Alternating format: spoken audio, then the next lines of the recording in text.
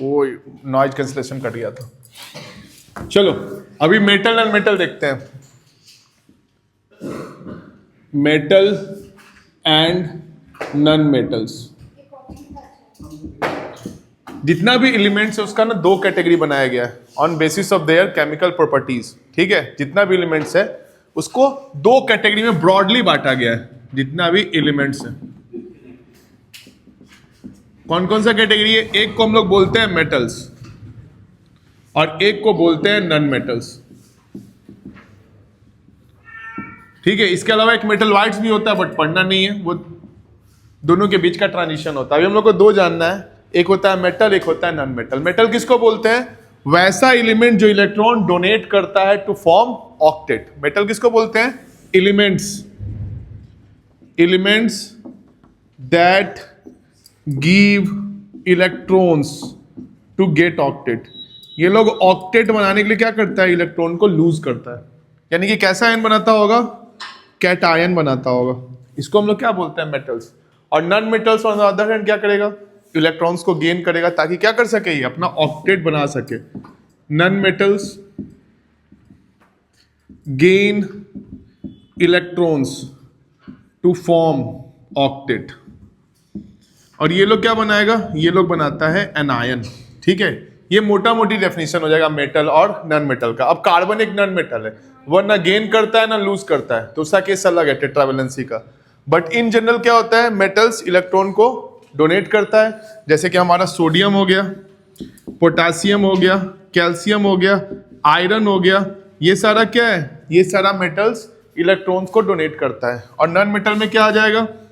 Carbon है, nitrogen है, oxygen है, फ्लोरीन है, क्लोरीन है। हाँ, अभी जस्ट हम बोल रहे हैं कि इसका एक केस है टेट्रावैलेंसी का, क्योंकि इसका वैलेंसी 4 होता है। बट इन जनरल, ये इन जनरल डेफिनेशन है। ठीक है, तो मेटल्स और नॉन मेटल का डेफिनेशन कोई पूछेगा बता देगा। अब मेटल्स का प्रॉपर्टी भी सेम देखा गया क्योंकि उनके अंदर सिमिलरिटी मिलता है हम लोगों को। क्या क्या प्रॉपर्टी है? तो पहले हम लोग मेटल्स के बारे में देखेंगे। पहला मेटल का प्रॉपर्टी तो यही है, they lose electrons for octet. Metals क्या करता है? इलेक्ट्रॉन को लूज करता है ताकि अपना ऑक्टेट बना सके। दूसरा क्या है? They are malleable and ductile. ये इसका फिजिकल प्रॉपर्टी कि ये मैलिएबल होता है और डक्टाइल होता है। मैलिएबल का मतलब इसको हम लोग थीन शीट में पीट पीट के पतला कर सकते हैं। मैलिएबल बोले तो ये क्या होगा? Can be beaten into thin sheet. पतले पतले शीट में इसको हम लोग पीट पीट के पतला कर सकते हैं, टूटेगा नहीं। ठीक है। दूसरा डक्टाइल। डक्टाइल का मतलब क्या होता है? Can be drawn in wire. Can be drawn in wire. Next property क्या है? कि ये लोग हार्ड होता है। Metals are hard. Metals are hard. ठीक है, इसका एक्सेप्शन क्या हो जाएगा? Sodium, lithium, potassium are soft. Exception. बाकी सारा क्या होता है? हार्ड होता है। अब चूंकि ये हार्ड होगा क्योंकि इनके अंदर मेटालिक बॉन्ड बहुत स्ट्रांग होता है। हाँ, जो एलिमेंट शुरुआत का जो एलिमेंट होता है प्रोडक्ट टेबल का, लिथियम, सोडियम, पोटेशियम, सब शुरुआत का एलिमेंट है, तो ये सब क्या होता है? सॉफ्ट होता है। इसको हम लोग चाकू से काट सकते हैं। अब इसके बाद आता है metals are sonorous. Metals are sonorous. Sonorous का मतलब कि अगर उसको हम लोग पीटेंगे तो वो क्या करेगा? वाइब्रेशन करेगा और आवाज निकालेगा। They produce sound. ये लोग क्या प्रोड्यूस करता है? Sound on beating. जब इसको हम लोग पीटेंगे तो ये लोग आवाज प्रोड्यूस करेगा। नेक्स्ट क्या होता है? इनके अंदर चमक होता है। मेटल जो भी होगा उसके अंदर क्या होगा? चमक होगा। ठीक है। They have lustre. They have lustre मतलब कि वो लोग शाइन करता है। They conduct electricity. They conduct electricity. Electricity conduct करने के लिए हम लोग पढ़े हैं कि क्या होना चाहिए? फ्री इलेक्ट्रॉन्स होना चाहिए। तो मेटल्स के अंदर क्या होता है? फ्री इलेक्ट्रॉन्स प्रेजेंट होता है और ये क्या करेगा? इलेक्ट्रिसिटी को कंडक्ट करेगा। They have free electrons, they have free electrons. Silver इस कैटेगरी में टॉप पे आता है, सिल्वर इज बेस्ट कंडक्टर। और यही रीजन है कि अभी सिल्वर सबसे ज्यादा महंगा चल रहा है मार्केट में, क्योंकि ये क्या है, बेस्ट कंडक्टर है। तो जितना भी हम लोग, हाँ क्या चीज, तेजा भाई उसे तो प्लेटिनम भी बहुत महंगा है, डायमंड भी बहुत महंगा है, लेकिन इस कैटेगरी में बोले हम तो इस कैटेगरी में ये महंगा है, बहुत ज्यादा डिमांड में। अभी कंप्लीट मोबाइल के दुकान वाला सबके लिए बहुत जरूरी है, तो इसलिए इसका दाम अभी बढ़ गया ना अचानक से, क्योंकि जितना भी जगह हम लोग देखते हैं, जितना भी सैटेलाइट्स है, मोबाइल फोन है, सेलफोन, कंप्यूटर, ये सब जो भी नया नया बन रहा है, सब क्या होता है, हीटिंग इफेक्ट ज़्यादा होता है। तो उसके अंदर क्या यूज़ करते हैं हम लोग, सिल्वर यूज़ करते हैं। गोल्ड कुछ ज़्यादा एक्सपेंसिव हो जाएगा, तो अभी सिल्वर का रेट भागते जा रहा है इसी कारण, क्योंकि ये सबसे ज़्यादा यूज़ होता है चिप वेब बनाने में, जितना भी IT इंडस्ट्री है वहाँ पे। दूसरा क्या हुआ, इसका डिमांड बहुत कम है, ठीक है, मतलब जहाँ से निकलता है वहाँ पे जगह सिर्फ चाइना में निकलता है, बाकी जगह से बहुत कम निकलता है। तो यहाँ पे वही रूल हो गया हुआ है कि मार्केट में अवेलेबल कम है और डिमांड बहुत ज़्यादा हाई हो गया, इस कारण सिल्वर अभी सबसे महंगा चल रहा है। ठीक है, अचानक डेली न्यूज़ में सुनता होगा सिल्वर बहुत टॉप पे चला गया, अभी 2,30,000 रुपये चल रहा है। खरीदने मत चले जाना तेजा भाई, उसके लिए पैसा लगता है। ठीक है, तो सिल्वर बेस्ट कंडक्टर है। ठीक है, क्यों, क्योंकि सिल्वर के अंदर रेसिस्टेंस क्या होता है, सबसे लो होता है। अब देखो, अब आता है ये लोग हीट को भी कंडक्ट करता है, they conduct heat, they conduct heat. ठीक है, और इसमें क्या आता है, copper is best conductor for heat. ठीक है, कॉपर को हम लोग बेस्ट कंडक्टर मानते हैं, क्योंकि ये क्या होता है, सस्ता भी है, गोल्ड ये सब की तरह महंगा भी नहीं है, और ये हीट को बहुत कंडक्ट करता है, इसको बर्तन की तरह यूज किया जाता है। ठीक है, नीचे में हम लोग देखते हैं कुछ एलिमेंट ऐसा भी होता है इसको हम लोग गहना की तरह यूज करते हैं। ठीक है, जैसे कि Ag सिल्वर, Au गोल्ड और Pt प्लेटिनम। ये क्या है, these are least reactive, these are least reactive, ये बहुत कम रिएक्टिव होता है, सो यूज्ड एज ज्वेलरी, इसलिए हम लोग इसको ज्वेलरी की तरह यूज करते हैं। नहीं तो सोचो कि मम्मी सोडियम का माला पहनी या गले जल गया, इसलिए सोडियम यूज नहीं करते, रिएक्टिव है। लोहा का पहनी, शुरुआत में बहुत अच्छे से लोहा पॉलिश करा के तुम लाया, रखा, उसमें जंग लग गया, इसमें ऐसा कुछ नहीं होता, सोना तुम्हारे घर में पड़ा रहेगा। सिल्वर थोड़ा बहुत रिएक्ट भी करता है, बट ये दोनों बिल्कुल नहीं करता, इसलिए हम लोग क्या करते हैं, इसको यूज करते हैं ज्वेलरी में। ठीक है, बहुत सारा ऐसा एलिमेंट है जो कि आजकल बहुत ज्यादा यूज में है, जैसे क्रोमियम है, निकल है। ठीक है, सोलर प्लेट बनाना है, बॉम्ब बनाना है, सब जगह इस सब का यूज होता है, तो इसको हम लोग स्ट्रैटेजिक एलिमेंट बोलते हैं। तो हो सकता है तुम्हारे MCQ में आ जाए स्ट्रैटेजिक एलिमेंट क्या है, तो लिथियम हो गया, लिथियम से बैटरी बनता है, लिथियम आयन। तो वैसा एलिमेंट जिनका कमर्शियल वैल्यू अचानक से बहुत हाई हो गया है, उसको हम लोग क्या बोलते हैं, स्ट्रैटेजी वाला एलिमेंट बोलते हैं। जैसे जिंक हो गया, लिथियम हो गया, क्रोमियम हो गया, ये लोग डेवलपमेंट में बहुत जरूरी है, तो इसको हम लोग बोलते हैं स्ट्रैटेजिक, स्ट्रैटेजिक एलिमेंट्स या मेटल्स। ठीक है, तो छोटा सा याद रखना, Zn, ठीक है, Li etcetera have great impact on economy, great impact on modern economy. ठीक है, अभी मान लो किसी के पास लिथियम बहुत ज्यादा निकल गया तो उसका फ्यूचर बहुत ब्राइट है। क्यों, क्योंकि पेट्रोल खत्म हो जाएगा, उसका लिथियम का ही बैटरी सब जगह आएगा, जिसके पास लिथियम है उसके पास सब कुछ है। तो इसलिए इसको क्या बोलते हैं कि इकोनॉमी में बहुत ज्यादा हेल्प करता है, तो इनको स्ट्रैटेजिक एलिमेंट में डालते हैं। तो ये मेटल का फिजिकल प्रॉपर्टी था। कोई परेशानी है, नोट करो प्लीज, पाल करना। अभी देखो नन मेटल के बारे में देखते हैं। नन मेटल्स, पहला प्रॉपर्टी क्या हो जाएगा नन मेटल्स का, ये नन मेटल क्या है, मेटल का अपोजिट। ये क्या करेगा, gain electrons to form octet, electrons को गेन करता है ताकि ऑक्टेट बना सके। ये लोग क्या होता है, ब्रिटल होता है। ब्रिटल का मतलब टूट जाता है, कोयला है उसको अगर हम लोग मारेंगे तो क्या होगा, छोटा छोटा टुकड़ा में टूट जाएगा, तो ये लोग ब्रिटल होता है।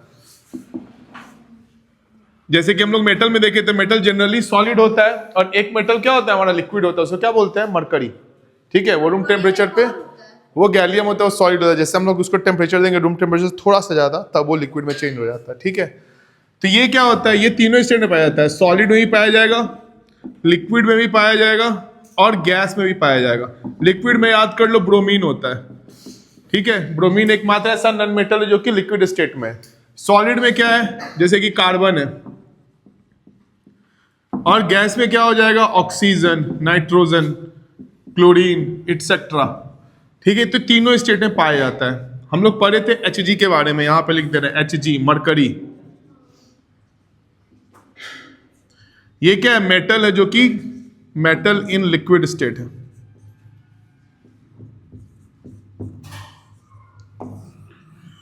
ठीक है, ये ब्रिटल होता है। अब देखो ब्रिटल में एक एक्सेप्शन याद कर लेंगे, एक्सेप्शन, ग्रेफाइट एंड डायमंड।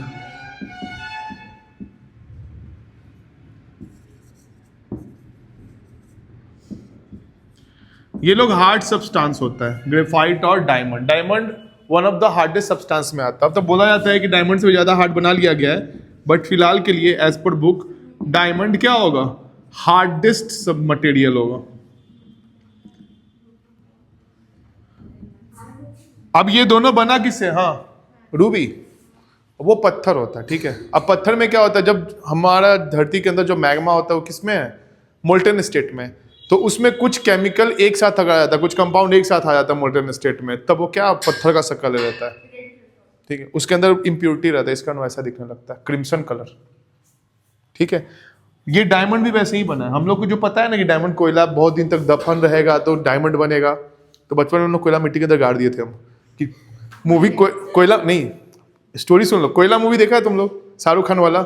उसमें उसका बाप कोयला खदान में जाता है तो ऐसे कहता है मालिक मालिक मिल गया, कोई पूरा उस पर हीरा रहता है। तो हम मूवी देखे तो हम इंस्पायर्ड हो गए। मेरे घर में कोयला था, माटी कोड़ के उसको मैं गाड़ दिए कि इसको जब हम बूढ़े होंगे तो खोद के निकालेंगे तो इसमें से ना डायमंड निकलेगा,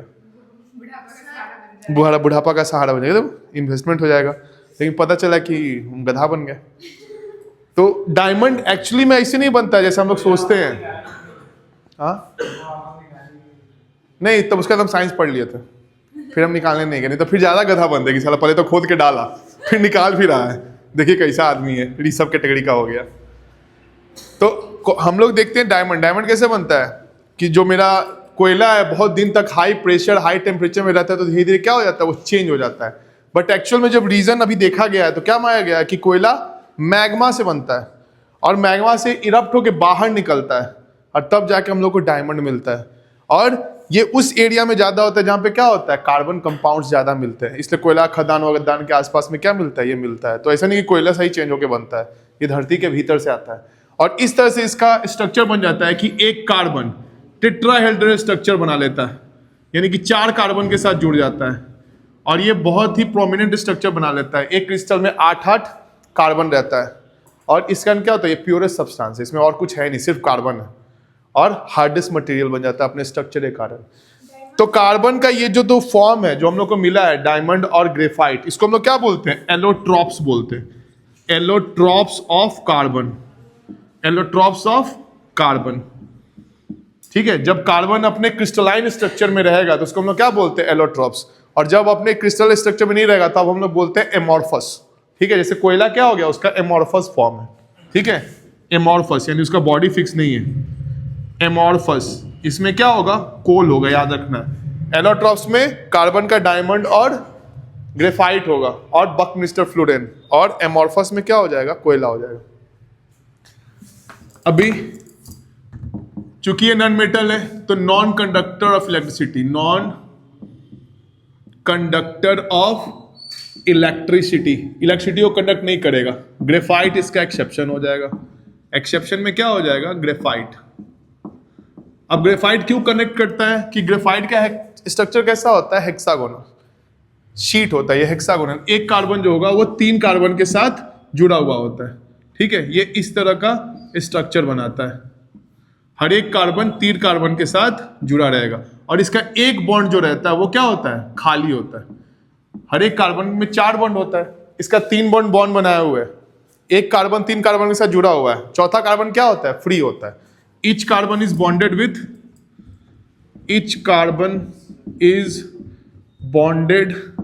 with 3 carbons, and one carbon and one electron is left free to conduct electricity. और इसीलिए क्या करता है, नॉन मेटल होने के बावजूद इसका स्ट्रक्चर ऐसा है कि ये इलेक्ट्रिसिटी को कंडक्ट करता है, इसीलिए पेंसिल से अगर उसमें हाथ घुसाएगा तो करंट मार देगा। ठीक है, तो ग्रेफाइट क्या होता है, ये गुड कंडक्टर ऑफ इलेक्ट्रिसिटी होता है। इसका जो ऑक्साइड बनेगा, मेटल का ऑक्साइड क्या होता है, जनरली बेसिक होता है, अभी हम लोग देखेंगे एसिडिक भी होता है, लेकिन इसका ऑक्साइड क्या होगा, एसिडिक ऑक्साइड फॉर्म करेगा। एसिडिक ऑक्साइड, एसिडिक ऑक्साइड का मतलब ये क्या करेगा, एसिड की तरह बिहेव करेगा। इसका जब हम लोग पानी में इसको घुलेंगे तो ये क्या बनाएगा, एक एसिडिक मिक्सचर बनाएगा, यानी कि ये रेड लिटमस को क्या करेगा, किसी भी लिटमस को रेड कर देगा, लिटमस को रेड कर देगा। टेस्ट करेंगे ना कि एसिडिक है या नहीं है, तो लिटमस टेस्ट करते हैं।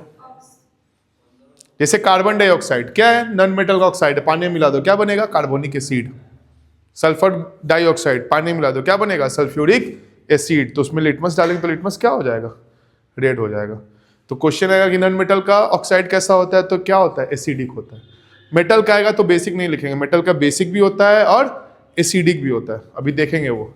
यहां तो कोई परेशानी है। अब इसका मेल्टिंग और बॉइलिंग पॉइंट क्या होगा, लो होगा, low melting point and boiling point. Exception क्या हो जाएगा, डायमंड और ग्रेफाइट। ठीक है, ये इसका एक्सेप्शन हो जाएगा, सारे में एक्सेप्शन लगभग वही रहता है। और क्या होगा, इसके अंदर लस्टर नहीं होता है, नॉन मेटल्स में नो लस्टर, चमक नहीं होता है। एक्सेप्शन क्या हो जाएगा इसका, याद है किसी को एक्सेप्शन, आयोडीन। आयोडीन एकमात्र ऐसा नॉन मेटल है जो चमकता है, जो लाइट को रिफ्लेक्ट करता है, बाकी सारा क्या होगा, डल अपीयरेंस का होता है। लिख लो इसको। हे चलो अभी हम लोग को देखना है केमिकल प्रॉपर्टीज ऑफ मेटल। ठीक है, केमिकल प्रॉपर्टीज।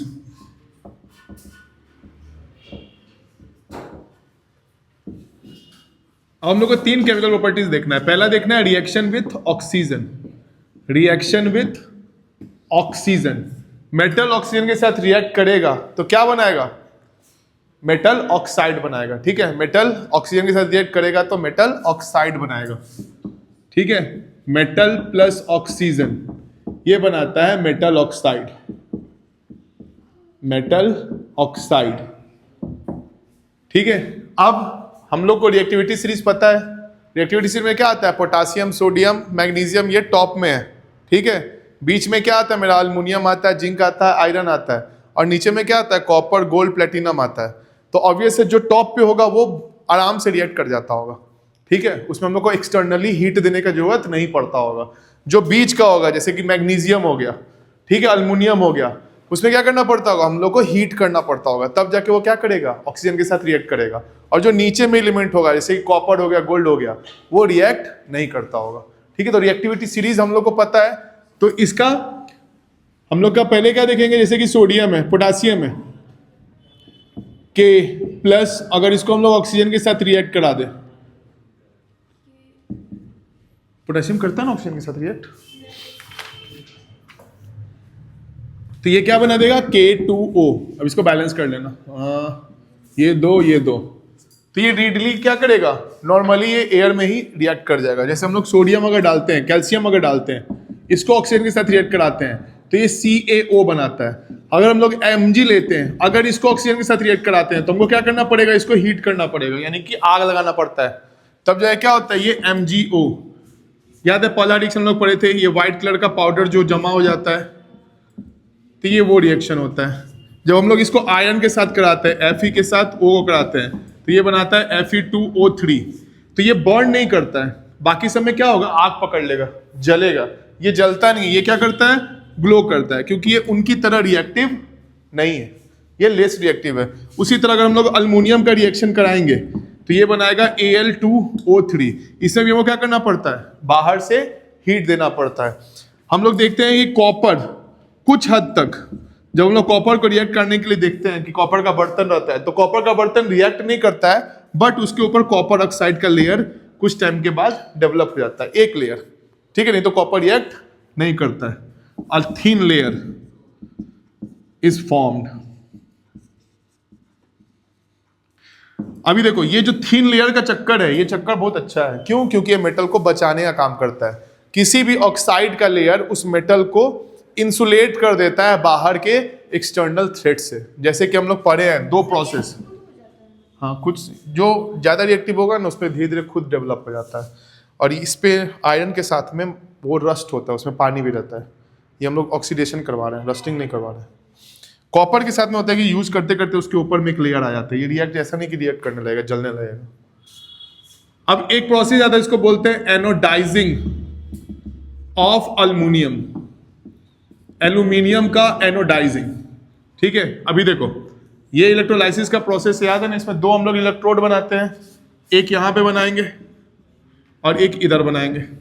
ठीक है, एक हम लोग ए लेते हैं, एक हम लोग सी लेते हैं। ए पे हम लोग लेते हैं पॉजिटिव और सी पे लेते हैं निगेटिव, AC। ठीक है, अब कोई भी अल्युमिनियम का आर्टिकल है, उसको क्या करेंगे हम लोग, यहाँ पे मान लो एक अल्युमिनियम का मूर्ति हम लोग रखे हैं, उसको हम लोग यहाँ पे डाल दिए। ठीक है, एनोड पे अल्युमिनियम से बना हुआ कोई फिगर है, और इसके अंदर में हम लोग क्या डाल देते हैं, H2SO4 डाल देते हैं, जो कि हम लोग को पता है स्ट्रॉन्ग ऑक्सीडाइजिंग एजेंट भी है। अब जैसे ही हम लोग यहाँ पे बिजली डालेंगे, सी पे इलेक्ट्रोड है, कोई भी इलेक्ट्रोड, एनोड पे हम लोग डाले हैं अपना ऑब्जेक्ट। ये क्या है मेरा एल्यूमिनियम का, एल्यूमिनियम आइडल। अब जितना भी ऑक्सीजन है, ऑक्सीजन क्या बनाएगा, O निगेटिव आयन बनाएगा ऑक्सीजन। ये सारा O निगेटिव आयन कहां जाएगा, इस फिगर के ऊपर जाके चिपक जाता है और धीरे धीरे क्या बनाता है, Al2O3 का a thick layer is formed, thick layer is formed. और ये लेयर क्या करेगा, फर्दर रस्टिंग से मेरे आर्टिकल को बचाता है। तो अल्युमिनियम का जो भी सामान आता है वो क्या होता है, एनोडाइज करके हम लोग को मिलता है। जैसे चम्मच वगैरह हो गया, उसको क्या करते हैं हम लोग, एनोडाइज कर देता है कि उसमें क्या हो, फ्यूचर में रस्टिंग नहीं लगे। तो ये क्या करता है, it prevent aluminium from rust.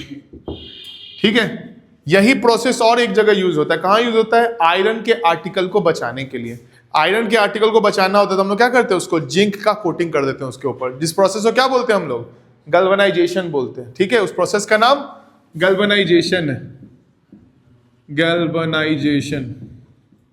इसमें क्या होगा, zinc is coated over iron to prevent rusting. ठीक है, सेम प्रोसेस में इसी में जिंक का ZnSO4 का सोल्यूशन ले लेते हैं हम लोग और आयरन का आर्टिकल कहां डाल देते हैं, कैथोड पे डाल देते हैं। तो सारा जिंक क्या होगा, धीरे धीरे कैथोड पे उसके ऊपर आके जम जाएगा। तो हम लोग क्या करते हैं, यहाँ पे जो जिंक होता है वो ज्यादा रिएक्टिव होता है, फिर भी उसको यूज करते हैं क्योंकि जिंक जैसे ही उसके ऊपर लगाएंगे वो क्या करेगा, ऑक्सीजन के साथ रिएक्ट करके ZnO का लेयर बना देगा और वो लेयर क्या करेगा, मेरे अंदर के आर्टिकल को बचा के रखेगा। तो ये बहुत अच्छा तरीका है जिसको हम लोग यूज करते हैं मोटर पार्ट्स वगैरह को फ्यूचर के लिए बचाने के लिए। ठीक है, अब इसका दो प्रोसेस आता है, एक आता है जिंक डिप, पिघला हुआ जिंक में। अब तेजा भाई मान लो लोहा का आर्टिकल है, पिघला हुआ जिंक में क्या करेंगे, उसको ऐसा डुबा के बाहर निकाल देंगे, तो इसके ऊपर क्या आ गया, पूरा जिंक का लेयर आ गया। और एक होता है इलेक्ट्रोलाइसिस, इलेक्ट्रोलाइसिस। तो ये दो प्रोसेस हम लोग को याद रखना है। इसमें याद रखना है, इसमें एनोड बनाया गया है, इसमें क्या बनाया गया है, कैथोड। ठीक है, इतना ध्यान रहेगा ना, क्योंकि पॉजिटिव आयन का कोटिंग करना है तो कैथोड पे डालेंगे, इधर निगेटिव आयन का कोटिंग करना था तो हम लोग कहां डालें, एनोड पे डालें। एक और इससे रिलेटेड क्वेश्चन पूछता है Mg से कि Mg को साफ क्यों किया जाता है, क्योंकि रखे रखे क्या आ जाता है उसके ऊपर, मैग्नीशियम ऑक्साइड का लेयर आ जाता है। या फिर इससे पूछ सकता है अल्युमिनियम को साफ करते क्यों है, क्योंकि अगर नहीं साफ करेंगे तो हाँ किसको, उसको ऐसे घिसते हैं तेजा भाई, आग लगाते हैं ना, हीट देना ही हुआ, माचिस जलाते तो हीट ही दे रहा है ना, हाँ तो उसी को हीट करना बोलते हैं ना, आग लगाने को। इसमें तुमको माचिस जलाने का जरूरत नहीं है, इसको हाथ में रखोगे थोड़ा देर में रिएक्ट करके आग पकड़ लेगा, नॉर्मल एटमॉस्फेयर के एयर से रिएक्ट करके। लेकिन अगर Mg को आग लगाना है तो हमको क्या करना पड़ेगा, उसको बर्न करना पड़ता है कैंडल जला के उसके ऊपर, तब जाके आग पकड़ता है, तो हीट देना ही हुआ। हीट का मतलब हमेशा पेट्रोल डाल के माचिस बांटना नहीं होता है, नहीं साफ नहीं करेंगे तो ये लेयर जो होगा ना इंसुलेट कर देगा, तो उसको पहले थोड़ा सा घिस देते हैं तब उसमें आग लगाते हैं। ठीक है, तो इससे ये इन दोनों से ना क्वेश्चन पूछ सकता है हमारा एमसीक्यू में, तो ये ध्यान रखना है, ठीक है, लिख लो। अभी हम लोग देख रहे थे कि मेटल का रिएक्शन होता है ऑक्सीजन के साथ तो मेटल ऑक्साइड बनाता है, ठीक है। अब ये मेटल ऑक्साइड कैसा होता है, तो मेटल ऑक्साइड का केमिकल प्रॉपर्टीज देखते हैं। ये कैसा होता है, बेसिक नेचर का होता है, बेसिक नेचर। बेसिक नेचर मतलब कि अगर हम लोग इसको पानी में मिलाएंगे, किसी मेटल ऑक्साइड को अगर हम लोग पानी में मिलाएंगे तो ये क्या बनाएगा, मेटल हाइड्रोक्साइड बनाएगा। और ये हाइड्रोक्साइड क्या होगा, बेसिक होगा, और इसको हम लोग क्या बोलते हैं, अल्कली बोलते हैं। वैसा ऑक्साइड मेटल का जो वाटर में डिसॉल्व होके एक बेस बनाया उसको हम लोग क्या बोलते हैं, अल्कली बोलते हैं। जैसे कि मान लो Na2O था, इसको अगर हम लोग पानी में डाल दें या फिर इसकी जगह पे Na भी डालोगे तब भी ये क्या बनाएगा, NaOH बनाएगा, सोडियम हाइड्रोक्साइड। ये क्या है, अल्कली है, ठीक है। तो water soluble bases are called alkali, ठीक है। वही आयरन का ऑक्साइड रहेगा तो ये पानी में नहीं घुलता है, ठीक है। आयरन का ऑक्साइड क्या होगा, ये पानी के अंदर नहीं घुलेगा, तो वो अल्कली के केस में नहीं आता है। दूसरा एक आता है एम्फोट्रिक ऑक्साइड, एम्फोट्रिक ऑक्साइड्स। अभी हम लोग देखें कि ऑक्साइड कैसा होता है, बेसिक नेचर का होता है, लेकिन दो ऑक्साइड ऐसा है जो ड्यूअल नेचर शो करता है। एक है Al2O3 और एक है ZnO, ठीक है। एल्यूमिनियम ऑक्साइड, एल्यूमिनियम ऑक्साइड और जिंक ऑक्साइड। अब ये दोनों में क्या है, तो ये दोनों एसिड के साथ रिएक्ट करके सॉल्ट बनाता है और बेस के साथ भी रिएक्ट करके क्या बनाता है, सॉल्ट बनाता है। तो ये एसिडिक और बेसिक प्रॉपर्टी दोनों शो करता है। ये दोनों एसिड के साथ भी रिएक्ट करेगा। Al2O3 जब HCl के साथ रिएक्ट करेगा तो ये AlCl3 प्लस H2O का फॉर्मेशन करता है, ठीक है। उसी तरह ZnO जब HCl के साथ रिएक्ट करेगा तो ये ZnCl2 प्लस H2O का फॉर्मेशन करता है। यहां पे ये किस तरह काम कर रहा है, एज अ बेस काम कर रहा है। यहां पे कैसा कर रहा है, ये बेसिक नेचर शो कर रहा है।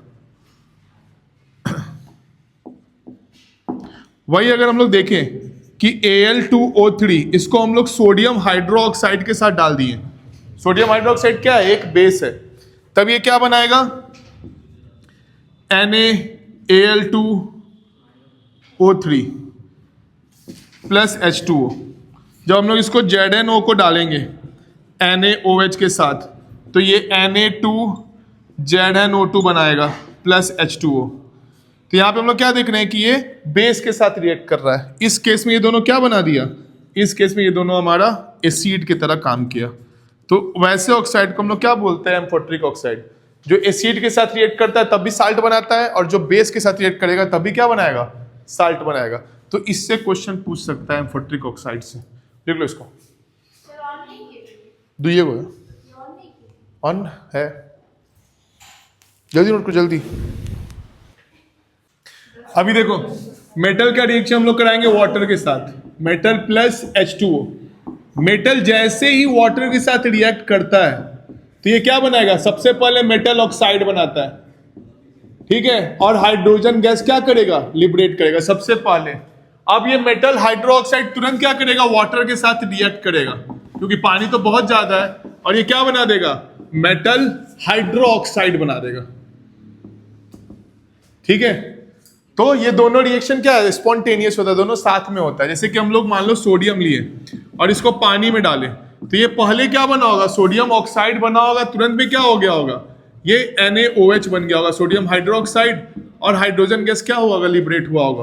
और यही हाइड्रोजन गैस क्या होता है, कैच फायर, क्योंकि ये रिएक्शन कैसा है, हाईली एक्सोथर्मिक रिएक्शन है। तो जो हाइड्रोजन निकलता है उसमें क्या पकड़ता है, आग पकड़ लेता है।